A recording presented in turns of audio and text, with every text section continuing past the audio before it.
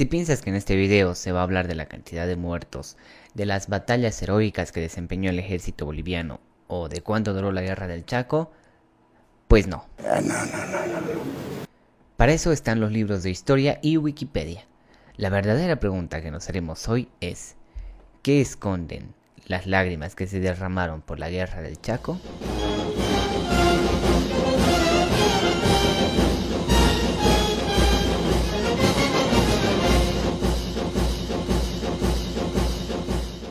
Estamos en los años 30, en un país donde las distinciones sociales están a flor de piel. El hombre blanco es superior casi por derecho y el campesino prácticamente no vale nada. Hasta que llega una guerra, donde todos los bolivianos tienen que ir a pelear por un pedazo de tierra que supuestamente contenía petróleo. Aquí es donde todo realmente empieza. Es más, si Bolivia no hubiera entrado a esa batalla, posiblemente no estaría haciendo este video. Ahora, antes de entrar a lo que nos concierne, describamos lo que pasa en esta guerra, la llamada Guerra del Chaco. Como ya dijimos, Bolivia estaba muy bien dividida en clases sociales, pero al parecer, en el campo de batalla, estas clases sociales no existían, o simplemente no importaban. Y no crean que es tan romántico como parece, no, fue bastante duro, porque el que vivía en el altiplano no sabía que existía alguien de los llanos. Y muchas veces varios soldados campesinos no entendían el castellano, por lo tanto no obedecían órdenes. La comunicación fue bastante difícil en la mayor parte de la guerra del Chaco. La guerra como tal se la puede señalar como todas las guerras, como un suceso profundamente triste.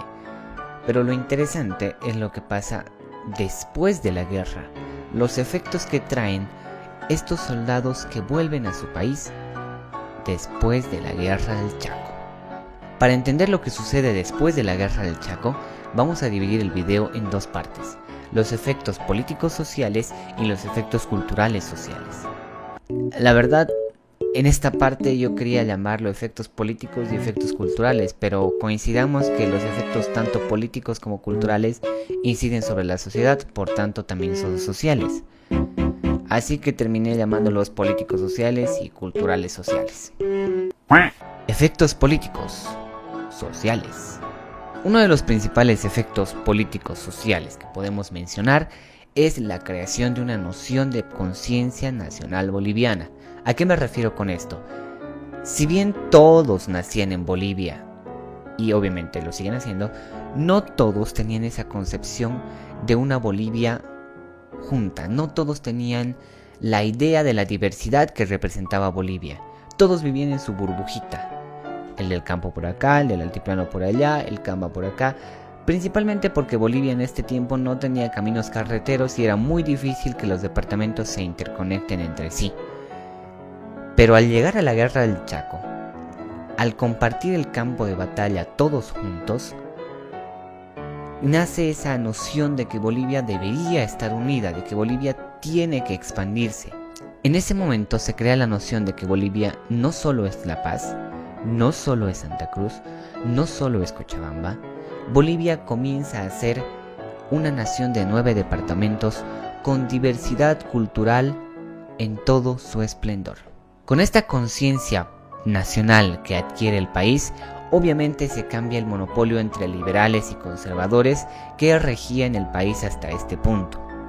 Una nueva casta política asume el mando del país. Esta nueva casta política son precisamente los héroes del Chaco. Son personas que han luchado en la guerra del Chaco y que por tanto tienen esta nueva visión de que Bolivia debe estar unida. Entre ellos podemos mencionar a Herman Busch, a Gualberto Villarroel, a David Toro, a Carlos Quintanilla, y cabe recalcar que no todos tuvieron un final feliz, lastimosamente. Y así, estos efectos políticos sociales van evolucionando cada vez más hasta culminar en la Revolución de 1952, en la cual participa el MNR, y de la cual sabemos bastante y la conocemos bastante. Efectos culturales y sociales. Los cambios en el sector cultural son brutales. Es más, me animo a decir que sin estos cambios culturales no habrían existido los cambios políticos, porque las personas que participan activamente de este cambio cultural son también las personas que participan en cierto punto activamente de la política. Un ejemplo claro y sin llegar lejos es Augusto Céspedes, uno de los impulsores de la Revolución del 52, que escribe una de las obras maestras de la literatura boliviana. Estamos hablando de su cuento El Pozo. El Pozo está ambientado en la Guerra del Chaco y trata de un pozo que se cava y nunca encuentran agua. Este pozo representa a la perfección la Guerra del Chaco y es lo que se busca dar, es el mensaje que se busca dar. La guerra ha sido en vano. La guerra nos ha hecho morir en vano. Es uno de los mensajes fuertes que envía la cultura o el arte. Y no solo en la literatura, sino también en esta pintura de Arturo Borda. Es una pintura que me llama bastante la atención, porque de manera muy explícita nos habla sobre la Guerra del Chaco. Y ahora, ¿qué tiene que ver un cerdo que mata niños en las ciudades con la Guerra del Chaco? La interpretación y la respuesta es totalmente sencilla. Este cerdo es el Estado del 32.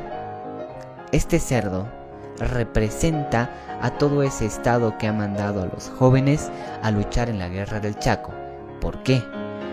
Porque es un cerdo que es entrado a las ciudades, a las casas, a los hogares de la gente boliviana y ha sacado a sus jóvenes para matarlos en un campo de batalla.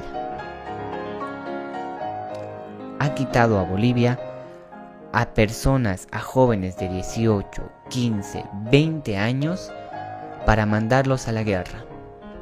Eso es lo que representa esta pintura. Eso es lo que representa el cerdo. Por eso se lo ve en una ciudad y comiéndose a niños. Ahora, no crean que el arte solo ha mandado este mensaje. También el arte ha representado de manera cabal el mensaje de unidad del cual hablábamos al principio. Esto lo vemos en la música, y un ejemplo claro es esta canción de fondo que estamos escuchando.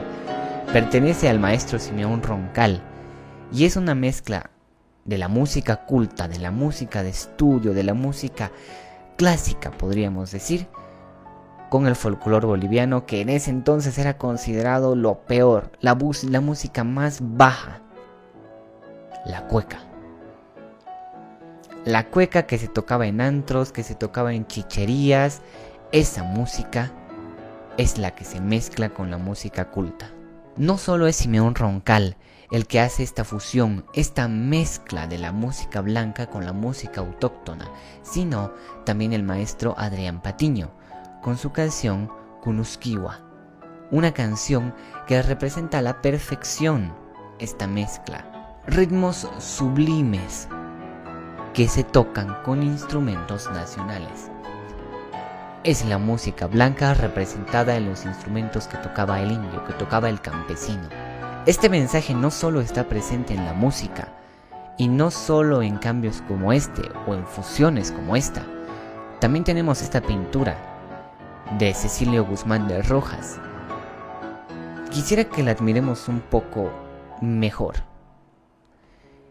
Esta pintura es Jesús,